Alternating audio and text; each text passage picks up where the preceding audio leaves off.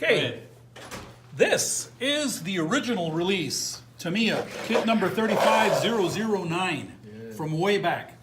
This was my not this particular one, but this was the first armor kit that I ever built that was from Tamiya back in 1971 or 2.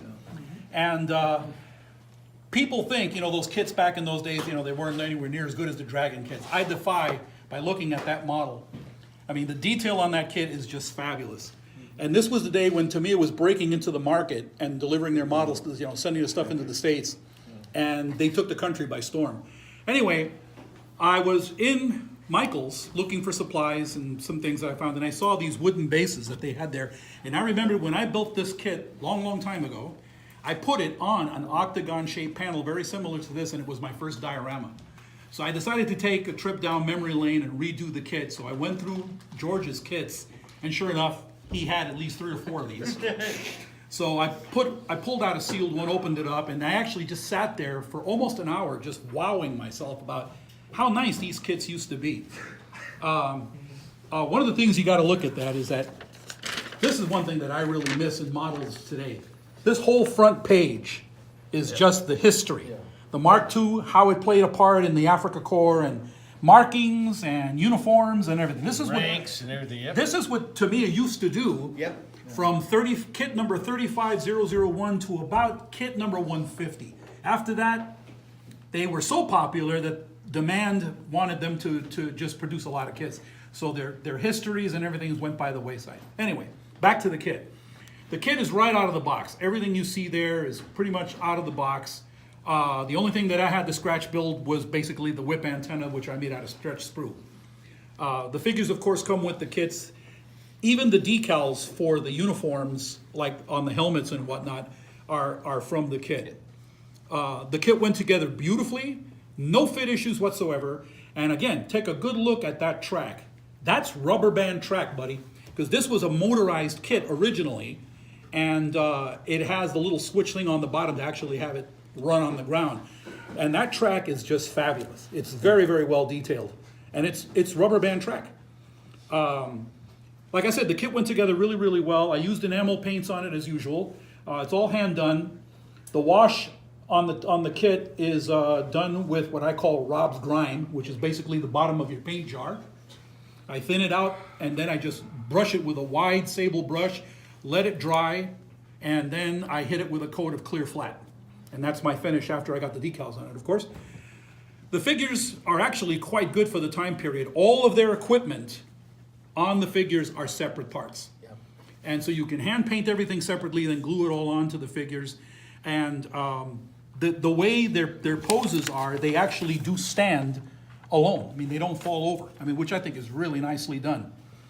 The base itself, what I did there to make the look of the desert scene was that I just sprayed some clear lacquer on the wood, and then I already had prepared dust and pebbles and things that I got from my backyard, and I put them through a flour sifter, an old flour sifter, and just pushed it all over the top. And then to put a little bit of weed, grass, and things like that, that's from an old R&R railroad set that used to make these powdered textures for railway displays, and just sprinkled it along the way there on the side of the behind the tank and on that one side.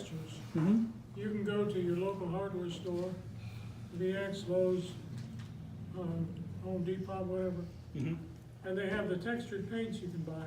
Oh yeah, All kinds yeah, of textured yeah, paints. Yeah. They also have colors that some really good, close to what we need for camouflage colors and things. And they're a hell of a lot cheaper than little bitty cans you get at the hobby shop. Yeah. Well, I chose to use this technique because this is what I did when I originally built the first model back in 1971, 72, which sadly did not survive. And so, and I got that right out of a Shepard Payne 4-page flyer that came, I think it was the one that they used for the Mark IV tank, the 75 millimeter, the Stromgeschütz. I used that as a guide. I have all the old color ones that I used to collect. And I tell you, you know, I'm all for Shepard Payne. All hail Shepard Payne. He was just, to me, the greatest modeler ever. That guy scratch built everything. He got everything from just around the house, and he just put it in and made it look good. I only wish I could just, you know, I only wish I can just learn his technique on how to do water, oceans, because that man can do some This really. is actually a newer version of the kit, because this one's made in the Philippines. When I was a kid, and I think we started getting them in Hawaii about 68, 69, somewhere around there. Yeah, that's when they were first. Yeah. All the instructions were in Japanese. Yes. Well, yes. So This one completely, actually came. yeah. This one actually came, Yeah. and I remember all the first kits. They Yeah. came with a full set of American and Japanese No, instructions. Ours had just all Japanese. I had to Right, go and see all the my- writing would be my Japanese. wife's grandmother to Yeah. interpret it. Well, that's because because Tamiya we started were out, in of course, in Hawaii. Japan. Yeah, they started out in Japan, and before they started exporting their stuff, it was all done in Japanese, of course. But even the paint guide on here is really Yep. is really fabulous, and it's just this is the things that we miss. Yep. And they're not actually companies, the more expensive companies like HK, Zokimaru, Wingnut Wings, they're going back to this. You get a lot of history and a lot of color and a lot of Yeah, and they're technique. giving you actually color call outs. Oh, yeah, absolutely. Full color diagrams on there. That's beautiful. So But yeah, you can see you point out the motorized, Yeah. the battery compartment and stuff like that. I remember those old kits. well, I remember the first Japanese releases came with the motors. Yeah, I have right. I have one of the original Tigers that first came out that Yeah. I painted in high school. Looks Yeah. like shit. I had to bring it in one day. Yeah. But it's got the motor in it and everything. You know? Well, one of these days I plan on bringing in my very first model that I ever built. It survived. My aunt kept it. That And model. I built it, get ready for this. I was building my very first model on November 22nd, 1963. Yeah. Yep. Everybody was in the living room crying You that knew John where you Kennedy were. was killed, and I was in the kitchen building an Aurora F4F Wildcat. Or we weren't born. Yep. I was 6 years So, old. unless anybody's got any questions, I'm all done.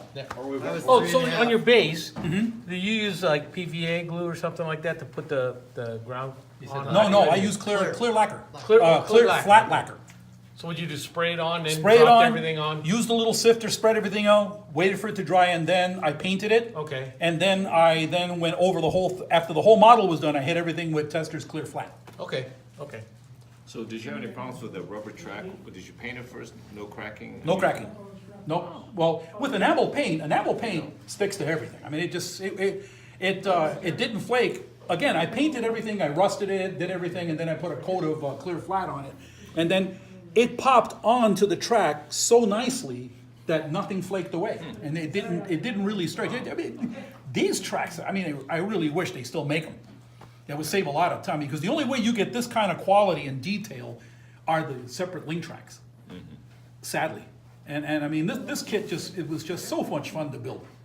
It was really a lot of fun. Yeah, I'm sad that Tamiya is going to link, like everybody else, instead Yeah, of rubber yeah, band.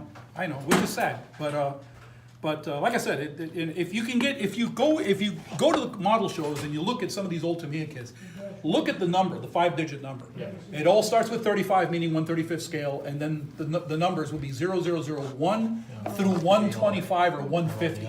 Yeah. Those first 150 kits will be like this. Or like the ones you had earlier had. Now, if the kit's been MRC model repopped, it rectifier won't have, numbers and like this the kit's MM been, something. this kit's been Right. repopped, Yeah, it's no sticker longer not- 35009.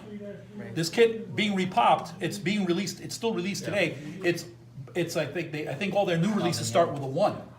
So it's 1 something 3500, and then it's another number. And that is a repop. Also, another hint will be the price of the kit, which I just found out, you were right, it's in yen. Yeah, that's That price is in yen. 1,000 yen. Yeah. So in those days, it was like $1. Well, not really, no, because when I paid in 362. 71, in 71, 72, that kit was over $2. And back then, that was a lot of money. Yeah, now it'd be about 4. No, About $4? 1,000 yen. I doubt that. The Tamiya release? No. You get No, the repop of this? Based on 1,000 Oh, yen, based on 1,000 yen, yes, the current yes. exchange rate. Yeah, because if you get the repop now, it's between 15 and 20 bucks. I'm thinking what it is, it's like 100 yen to $1 or something. Yeah, it's Yeah. around 105, The 108. numbers changed drastically at some point because they also got into bed with MRC. Yes, Yeah, yes, that's what we were saying, yeah. yes. Oh, okay. Imported them, then you'd have the little They black had a sticker completely with different the number, MRC yes. number on there. Yep. It'd be MM something. 001. Yep. That's right. Right, where are we going? We're going with the Ironside So or? I just have one question. Next Yeah. week? So what happened to all George's dirt? George's dirt. Remember, he had a whole He had demo on dirt. cans, he had cans and jars. He collected in dirt that everywhere he ADU. went. Yes. Yeah, I'm pretty certain that Patrick probably threw all that out. yeah. You know, you're just talking about the price. I just want to reminisce a minute. I remember when I was in junior high, I worked at a barber shop. I was actually barber shop. I was a shoe shine boy. Every day after school, I go down there and work for a couple hours, an hour and a half, 2 hours, and all day on Saturday. On Saturday, he paid me $5. I go down to the drugstore, buy a model kit, tube of glue, can of spray paint, a soda, a candy bar, and a bag of chips. That was good the whole weekend. You can't take $5 and buy a bottle of paint nowadays. This is it's so. I know exactly how you feel. The You same can thing, barely buy a paper candy bar route, with $5 you got your 10 bucks for your candy paper route, and I could buy a whole lot of kits. I have Pactra paints that were 5 cents on the lids. Oh, yeah. We used to go to Ben Franklin's or Long's, you know? When Revell released the 32nd scale Corsair in 1972, I bought that kit, all the paints needed for it, brushes, a jar of thinner, went down to the corner pizza parlor, got 2 slices of pizza and a Coke, and had 75 cents change.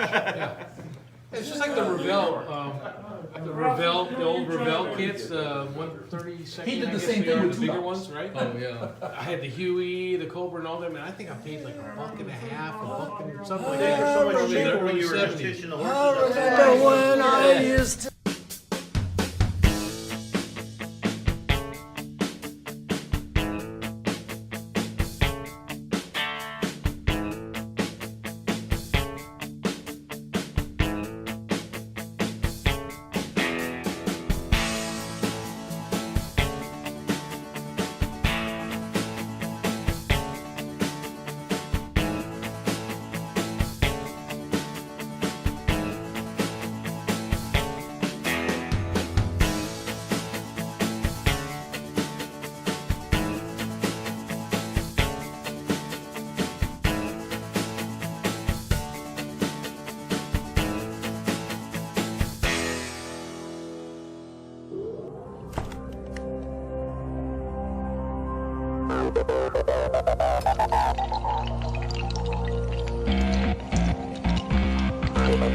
Thank you.